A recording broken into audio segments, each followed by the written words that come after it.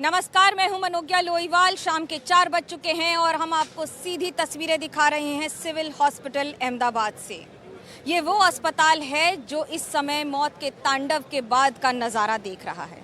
मुश्किल का समय है जब 274 यात्रियों की जान जा चुकी है। करीब 15 से ज़्यादा के पार्थिव शरीरों को उनके परिवारों को सौंपा जा चुका है। इन सौंपे जाने की प्रक्रिया में खुद गुजरात के पूर्व मुख्यमंत्री रूपानी जी का भी शव है। लेकिन जब आप बात कर रहे हैं एक पूर्व मुख्यमंत्री के शव को अपने परिवार को देने की, तो आपको ये भी बता दें कि युद्ध स्तर पर इस समय काम हो रहा है कि जिससे सबसे ज़्यादा डीएनए सैंपल्स मैच करवाए जा सकें। 50 से ज़्यादा डीएनए सैंपल्स मैच करवाए जा चुके हैं, लेकिन इस प्रक्रिया में समय लगेगा क्योंकि हर सैंपल को मैच कराने में करीब 72 घंटे का समय लगता है। आसान नहीं है ये उन परिजनों के लिए जो अपनों को अलविदा कहने आए थे कि फिर मिलेंगे कुछ ही घंटों में, लेकिन कुछ ही घंटों में अब अगर आ रहे हैं वापस तो एयरपोर्ट नहीं, अस्पताल उनकी अंतिम यात्रा देखने के लिए। एक पिता के लिए उसकी बेटी का शव कंधे पर ले जाना कितना दर्दनाक होगा। एक माँ के लिए अपने बेटे का शव देखना कितना कष्टदायी होगा। एक भाई के लिए अपनी बहन को अंतिम यात्रा पे लेकर जाने का दर्द वो ही समझ सकता है, तो वहीं एक दादा के लिए अपने पोते की सिर्फ तस्वीर देकर आंसू बहाना कितना मुश्किल होगा। और इन सब के बीच में खुद कैप्टन सुमित सभरवाल के 88 वर्षीय पिता, उन पर क्या ही गुजर रही होगी जब वो अपने बेटे की आवाज़ मेडे मेडे मेडे सुनकर सिर्फ ये समझ रहे होंगे कि उनके सपूत ने कोशिश बहुत की, लेकिन हादसा हो ही गया। हादसा टला नहीं, हादसा रुका नहीं। हादसा और दुर्घटना हर बार हमें कुछ न कुछ सिखा कर जाती है। आज मैं जिस समय मौजूद हूँ और जिस जगह मौजूद हूँ, ये वो अस्पताल है जहाँ पर डीएनए के सैंपल्स मिलाने की प्रक्रिया जारी है। विजय रूपानी का पार्थिव शरीर उनके परिवार को हैंडओवर कर दिया गया है। करीब 11 बजे उनका सैंपल मिला। उसके बाद खुद राज्य के मुख्यमंत्री भूपेंद्र पटेल ने जाकर उनके घर पर ये खबर दी। परिजनों को इंतज़ार था और इंतज़ार खत्म हुआ।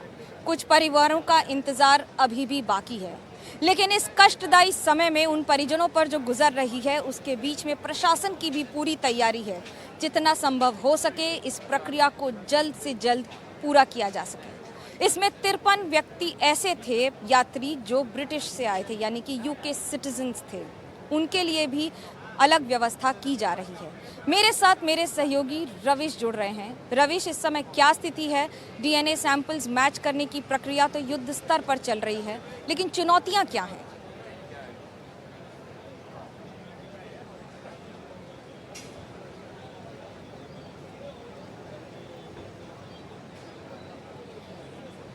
जब हम आपसे ये बातें बता रहे हैं, ये बातें कर रहे हैं, तो तापमान 45 डिग्री से 50 डिग्री के बीच में चला जाता है।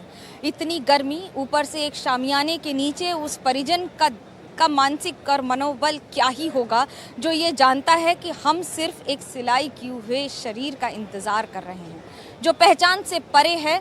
लेकिन ये ज़रूर भरोसा है कि डीएनए सैंपल मैच कर गए हैं तो वो मेरे ही घर का व्यक्ति है। हर घर में जिन्होंने ये मातम देखा है उनके घर में क्या ही स्थिति होगी, ये कहना, ये बताना हमारे लिए भी उतना ही मुश्किल है। लेकिन ये भी सच है कि ब्लैक बॉक्स मिलने के बाद अब इस आगे की कार्रवाई में बहुत ही ज़्यादा तेज़ी आएगी। अलग अलग टीम्स इस पर काम कर रही हैं। इसमें AAIB से लेकर ब्रिटिश एयरवेज से लेकर एयर इंडिया से लेकर भारत सरकार से लेकर गुजरात पुलिस से लेकर राज्य सरकार, लगभग सभी शामिल हैं। लेकिन इस प्रक्रिया में जो समय लगेगा उसके लिए हम सभी को इंतज़ार करना पड़ेगा, और इस इंतज़ार में गुस्सा नहीं, संवेदना ज़रूरी है। मेरे साथ मेरे सहयोगी रविश रंजन शुक्ला जुड़ चुके हैं। रविश, आप भी देख रहे हैं, आप भी लोगों से बात कर रहे हैं। इस समय डीएनए सैंपल मिलाने में सबसे बड़ी चुनौती क्या है? ये देखिए मनोज्ञा, अभी मेरी एक डॉक्टर से बात हो रही थी जो कि डीएनए मिलान की प्रक्रिया से जुड़े हुए थे। उनका ये कहना था कि जब इतना भयानक हादसा होता है और जब बॉडी पूरी तरीके से जल जाती है तो जो डीएनए का मिलान होता है वो जो मृतक है उनकी हड्डी के जो बेन मैरो है, जो अस्थिमज्जा है उसको हिंदी में बोलते हैं, उसके ज़रिए होता है। तो उस हड्डी को फॉरेंसिक टीम ने खोजा, फिर भेजा, फिर कई बार क्या होता है कि 2 से 3 बार डीएनए मिलान की प्रक्रिया को करना पड़ता है, और जब तक डॉक्टर 100% जो है वो सुनिश्चित नहीं हो जाते हैं कि ये उसके जो परिजन हैं उनके ब्लड के सैंपल से मिल रहा है, तब तक वो उसी प्रक्रिया को बार बार दोहराते रहते हैं। तो इसी के वजह से इसमें वक्त लग रहा है, और जैसा कि आपने बताया कि बहुत सारे लोगों का जो डीएनए का मिलान है वो हो चुका है, लेकिन तादाद इतनी बड़ी है कि इसमें कुछ और वक्त लग सकता है। राहत की बात यह है कि शव को सुपुर्द करने की जो प्रक्रिया है वो शुरू हो चुकी है। दर्जन भर से ज़्यादा जो शव हैं उनके रिश्तेदारों को दिए जा चुके हैं, लेकिन हालात यही हैं कि जैसे जैसे वक्त बीत रहा है, जो परिजन हैं जो अपनों का यहाँ पर शव लेने के लिए आए हैं उनके अंदर थोड़ी सी बेचैनी बढ़ रही है। दुख पहले से ही इतना बड़ा है, इंतज़ार की अगर घड़ियाँ लंबी होती हैं तो निश्चित तौर पर उनको और ज़्यादा दर्द होता है, लेकिन सब्र की ज़रूरत है। जब तक ये प्रक्रिया जो है वो पूरी तरीके से अच्छे तरीके से पूरी नहीं होती है तब तक सुपुर्द भी नहीं कर सकते हैं। तो डॉक्टरों के लिए भी एक दिक्कत है, और जो लोग अपने परिजनों के शव का इंतजार कर रहे हैं उनके लिए भी एक बहुत बड़ा दर्द का ये वक्त है। तो अभी आज से ये शुरू हो चुकी है शव को सौंपे जाने की प्रक्रिया, तो निश्चित तौर पर जो है हमें उम्मीद की जानी चाहिए कि कल तक जो है वो बहुत सारे शव को उनके रिश्तेदारों को सौंप दिया जाएगा। रवीश, एक चुनौती और है कि जब आप यहाँ पर शव को हैंडओवर करते हैं तो उनको उनके घर तक पहुँचाने में इस समय राज्य सरकार की क्या भूमिका है। एक और तापमान 45-50 डिग्री सेल्सियस चल रहा है, दूसरी ओर उनकी मनोदशा क्या ही होगी, ये समझाना, ये संवेदनाएं, कितनी चुनौतियाँ हैं इसमें। जी बिल्कुल मनोज्ञा, क्योंकि देखिए राज्य सरकार ने अपनी ओर से पूरी कोशिश की है। 1000 से ज़्यादा लोग यहाँ पर लगे हुए हैं, 24 घंटे वो काम कर रहे हैं। 190 से ज़्यादा जो एम्बुलेंस हैं उनको बुला लिया गया है, वो खड़ी हुई हैं पार्किंग में। 25 से ज़्यादा जो और दूसरे जो गाड़ियां हैं जिनको बैक में रखा गया है, जो एक स्टैंड पर रखा गया है, उनको भी वो गाड़ियां खड़ी हुई हैं। राज्य सरकार की तरफ से पूरी कोशिश है, लेकिन निश्चित तौर पर ये प्रक्रिया थोड़ी सी जटिल है। यही वजह है कि इसमें वक्त लग रहा है। फॉरेंसिक की भी जो टीम है जो डीएनए मिलान करती है वो भी 24 घंटे लगातार काम कर रहे हैं, लेकिन साफ है कहीं ना कहीं कि जैसा मैंने पहले बताया कि प्रक्रिया बहुत ज़्यादा जटिल है, क्योंकि इतना भयानक हादसा ये हुआ है कि इसमें कई सारे ऐसे जो बॉडीज़ हैं छत बिछत हो चुकी हैं। तो हड्डियों को खोजना, फिर उनके ज़रिए जो है डीएनए का मिलान करना, ये एक बहुत जटिल प्रक्रिया है। तो इसमें कुछ और वक्त लग सकता है, लेकिन निश्चित तौर पर आज हम पिछले 2-3 दिनों से यहीं पर हैं, ये पूरे हॉस्पिटल में, और आप कहें कि पूरे शहर में एक दर्द और शोक की लहर है। सारे लोग यही चाहते हैं कि जल्द से जल्द परिजनों को जो है शव सौंपा जाए, लेकिन वही बात है कि उसकी शुरुआत भी हो चुकी है, लेकिन मृतकों की तादाद इतनी बड़ी है, यानी 274 जो शव हैं वो यहाँ पर रखे हुए हैं, तो उनका डीएनए का मिलान करने में थोड़ा सा और इंतज़ार करना पड़ेगा। इंतज़ार तो वो कर ही रहे हैं, लेकिन उनके लिए ये पल, एक एक पल एक एक युग के समान होगा ना। एक माँ के लिए सिर्फ ये जान लेना कि अब उसका बच्चा ज़िंदगी में नहीं है, और अगर कुछ आएगा तो पहचान से परे उसका शरीर और शव आएगा। माँ को समझाना कितना मुश्किल होता है ये उससे पूछिए जो समझाने की कोशिश भी कर रहा होगा। हम यहाँ पिछले 3 दिन से लोगों से बात कर रहे हैं, भावनाओं का सैलाब है, दुख का अंबार है, लेकिन उसके बीच में एक भरोसा भी रहता है कि कम से कम अंत्येष्टि में, अंतिम संस्कार में सामने अपने बच्चे को, अपने परिजन को, अपने प्यारे को देख तो सकेंगे। इन सब के बीच में आपके लिए 2 अपडेट्स जानना बहुत ज़रूरी है। पहला ये कि पूर्व मुख्यमंत्री विजय रूपानी के पार्थिव शरीर को उनके परिवार को दे दिया गया है, और अब यहाँ से उन्हें फ्लाइट के जरिए राजकोट ले जाया जाएगा। राजकोट उनकी जन्मभूमि ही नहीं बल्कि कर्मभूमि रही है, जहाँ पर उन्होंने मेहनत करके अपनी जगह राजनीति में बनाई, और उसके बाद एक कार्यकर्ता से 1971 के जनसंघ से लेकर 2016 में मुख्यमंत्री बनने तक का सफर तय किया। एक इलाके में जहां आपने अपनी दशकों बिताए हों वहां वापस जाना इसलिए ज़रूरी है क्योंकि वो सैकड़ों लोग आपकी अंतिम यात्रा में शामिल होना चाहते हैं। राजकोट की पुलिस ने एक रूट मैप बनाया है, उस रूट मैप के जरिए ही ये पूरी यात्रा होगी। यात्रा में दोनों तरफ गाड़ियों की अनुमति नहीं होगी क्योंकि हुजूम और लोगों की भीड़ कल्पना के परे हो सकती है। इसके अलावा राजकीय सम्मान होगा और सबसे महत्वपूर्ण बात ये कि उनके समय पर जितने भी मंत्री, कैबिनेट मंत्री या विधायक थे, उन सब ने कहा है कि वो अपने प्यारे विजय भाई की अंतिम यात्रा में शामिल होने आएंगे।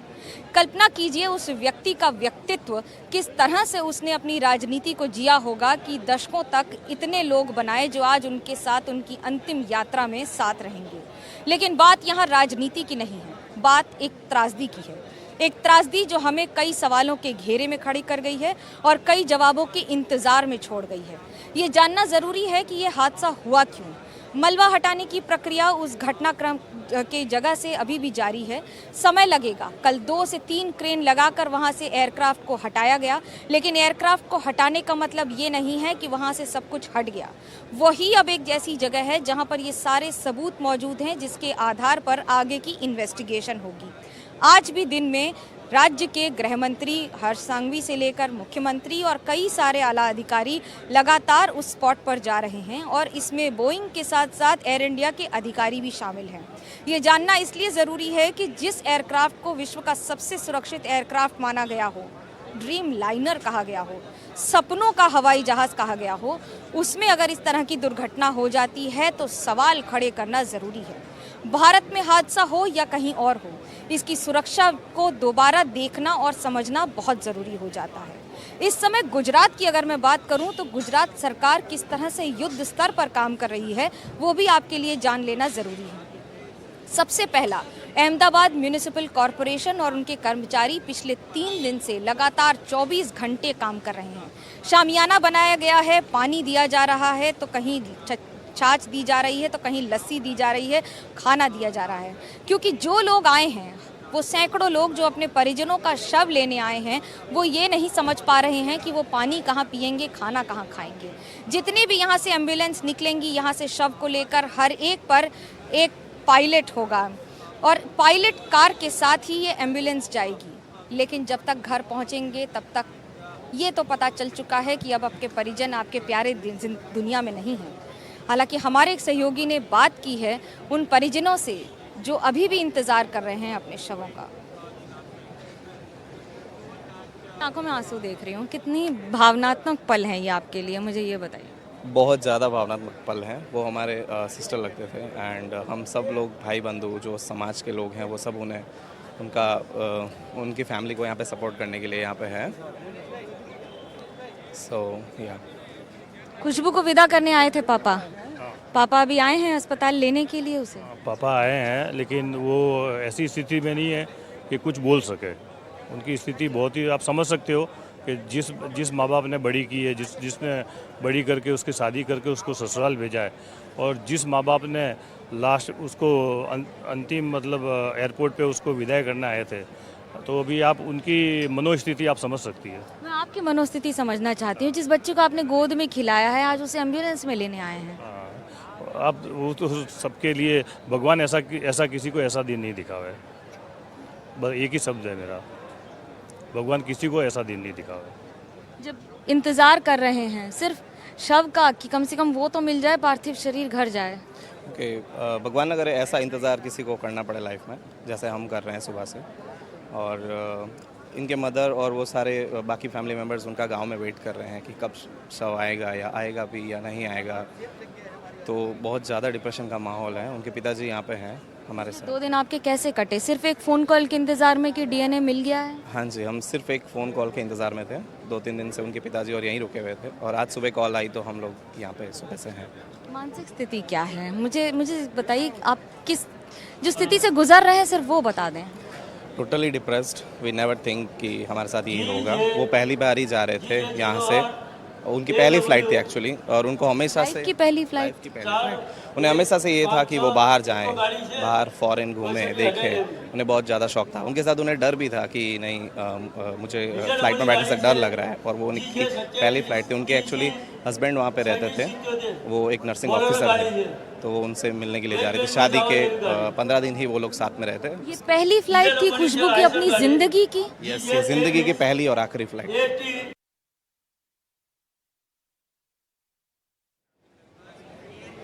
जिंदगी में पहली बार हवाई यात्रा पर निकले और जब हवाई यात्रा शुरू हुई तो वही अंतिम यात्रा हो गई। कल्पना कीजिए किस्मत कहाँ लेकर जाती है और आप कहाँ कब चले जाएं नहीं पता लगता। सिर्फ ये इस बात पर सोचने को मजबूर कर देता है। मेरे सहयोगी ऐश्वर्या ने ये बताया है इस रिपोर्ट में, जो हम आपको अगली दिखाएंगे, कि किस तरह से राज्य की तैयारियां हैं उन पार्थिव शरीरों को अपने घर, अपने परिजनों को सौंपने के लिए और घर तक पहुंचाने के लिए।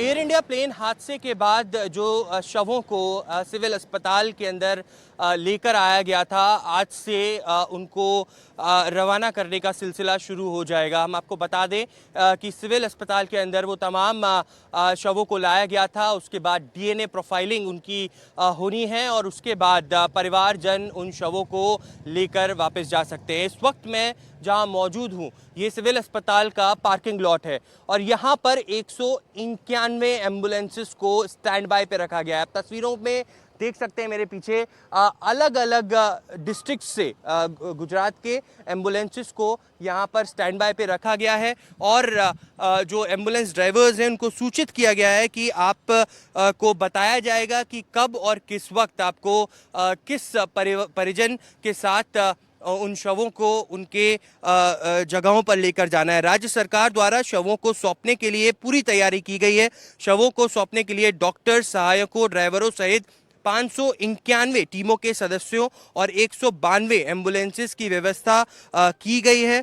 शवों को संबंधित जिलों में पहुंचाने के लिए जिला प्रशासनिक व्यवस्था द्वारा 230 टीमों का गठन किया गया है और राहत और बचाव कार्यों के लिए स्थानीय निवासियों को भी सूचित किया गया है कि वो आगे आकर इन परिवारजनों की मदद करें।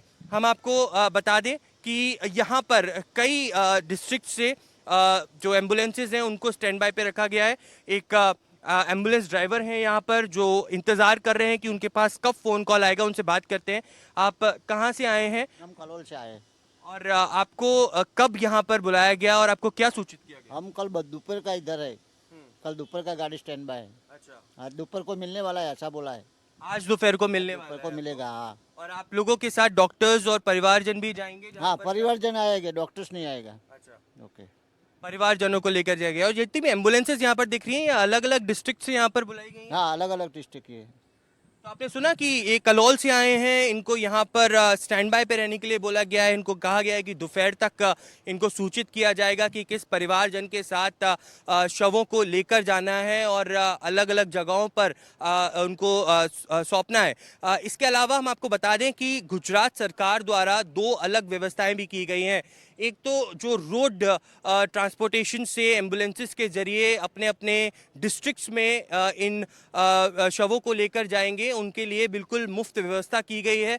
और अगर कोई परिवारजन किसी शव को विदेश लेकर जाना चाहता है तो उनको कहा गया है कि एयर इंडिया उनको पूरी तरीके से असिस्ट करेगी।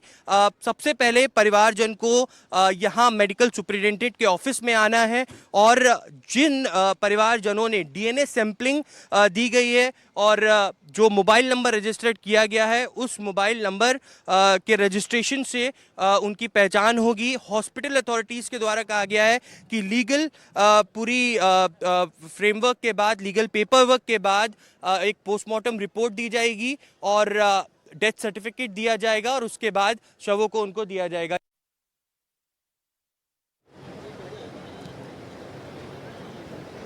आप कल्पना कीजिए कि तापमान 40 डिग्री से नीचे नहीं जा रहा है। रात तक यही हाल है, 40 के पार ही है।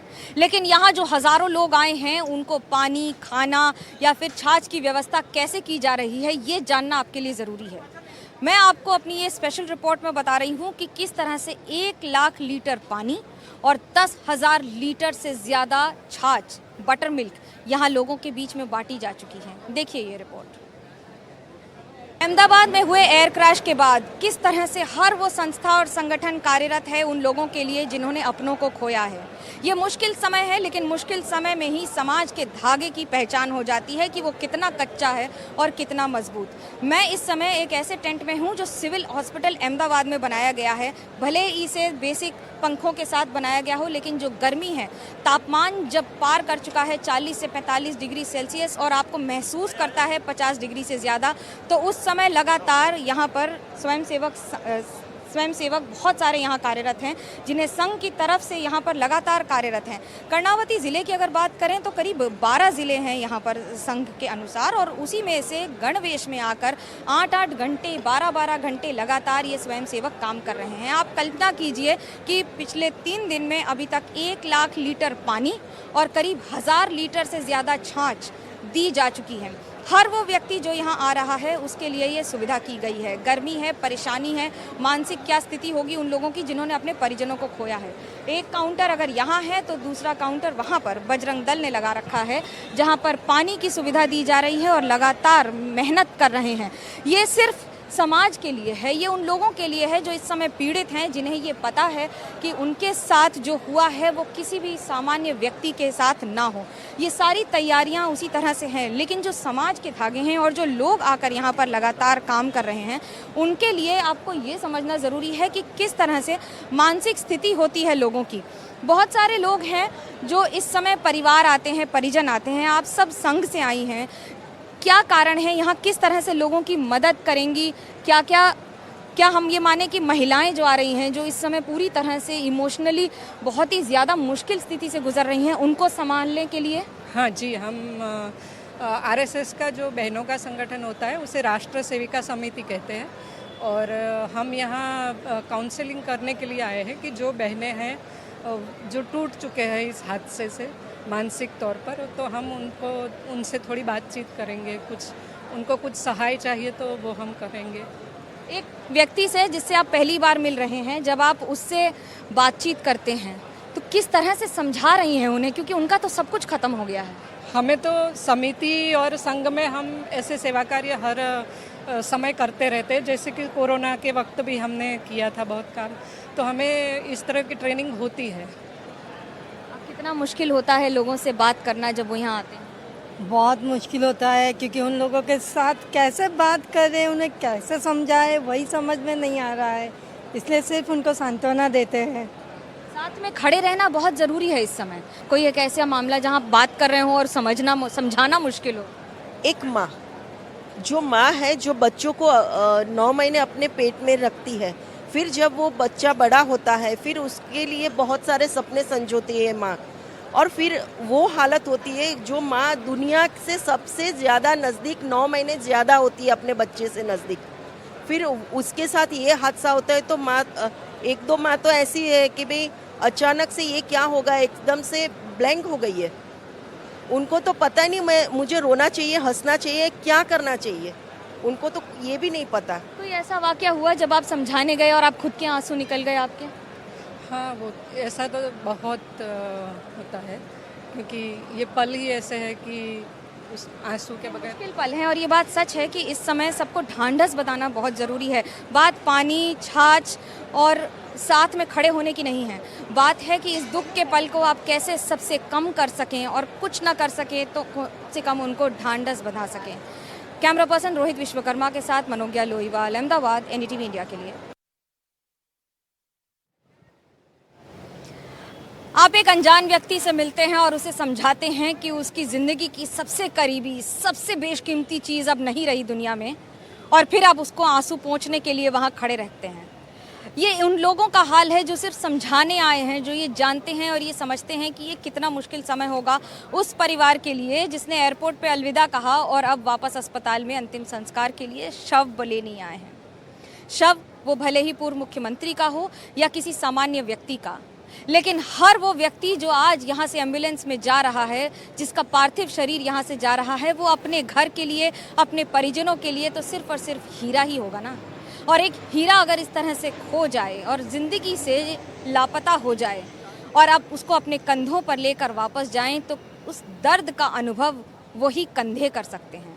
ये हमारे लिए बोलना, आपको बताना, समझाना मुश्किल है, लेकिन जिस परिवार पर गुजर रही है ना, उसके लिए कष्टदायी है। अब आपको ये बता दें कि सरकार की तरफ से क्या क्या व्यवस्था की गई है। जहाँ एक और एम्बुलेंस है तो वहीं यहाँ पर जितने भी परिजन आए हैं उनके लिए व्यवस्थाएं की गई हैं। खुद यूके से टीम्स आई हुई हैं, जिसमें ब्रिटिश गवर्नमेंट की और उसके साथ साथ एयरवेज़ की, ये दोनों टीम्स यहाँ पर बैठकर काम कर रही हैं। यहीं अहमदाबाद के एक होटल में जिन भी परिजनों को उनसे मुलाकात करनी है उसके लिए समय दिया जा रहा है, हर संभव समाधान खोजा जा रहा है। और अगर किसी को अपनी व्यवस्था चाहिए अपना शव पार्थिव शरीर वापस यूके लेकर जाने के लिए, तो वो भी सारी व्यवस्थाएं और से संबंधित सारी हेल्प की जा रही है। पर ये समझना भी तो ज़रूरी है कि इस समय यहाँ अस्पताल में क्या चल रहा है। आप कल्पना कीजिए उस हॉस्टल की जहाँ पे डॉक्टर्स मेस में नीचे बैठकर वो सारे जितने भी डॉक्टर्स हैं, भावी डॉक्टर्स, वो खाना खा रहे थे। उनमें से कई ऐसे थे जो ड्यूटी पर थे और जो वापस घर नहीं जा सके क्योंकि वो ड्यूटी पर अपना काम कर रहे थे। उनकी धर्मपत्नी लगभग सभी यहीं थे। कुछ ऐसे परिवार जिनकी माँ मेस में रोटी बना रही थी, उसने कहा कि मैं डब्बा लेकर देकर आता हूँ, वापस आकर मिलता हूँ। माँ और 2 वर्ष की बेटी दोनों वहीं मौजूद थे।